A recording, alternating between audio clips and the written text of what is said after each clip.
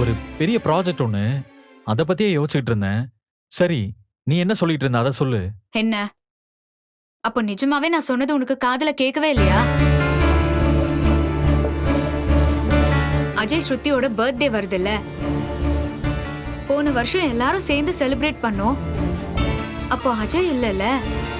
அத நினைச்சு அத்தை ரொம்ப வருத்தப்படுறாங்க. எப்படியாவது அஜய் அந்த குடும்பத்தோட சேர்த்து வைக்கணும்னு சொல்றாங்க. எல்லாரும் அதுக்கு தானே ஆசைப்படுறோம். ஆனா அப்பா அதுக்கு ஒத்துக்க மாட்டாரே. ஆ, ஆனா அது என்னாலதான் முடியும்னு சொல்றாங்க. என்ன போய் மாமா கிட்ட பேச சொல்றாங்க. நான் எப்படி அர்ஜுன் மாமா கிட்ட பேசுறது? அவன் பேரை சொன்னாலே அப்பா டென்ஷன் ஆவாரு.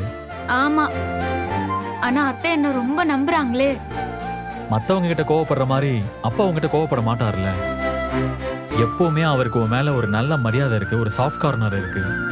நீ அப்பாட்ட பேசி பாரு. அப்பா மனசு மாறுவாருன்னு நாமளும் எவ்வளவு நாள் தான் வெயிட் பண்ண முடியும் சொல்லு.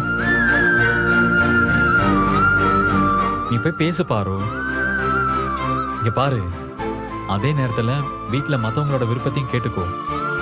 எல்லாரோட சப்போர்ட்டும் இருந்தா நல்லது தானே.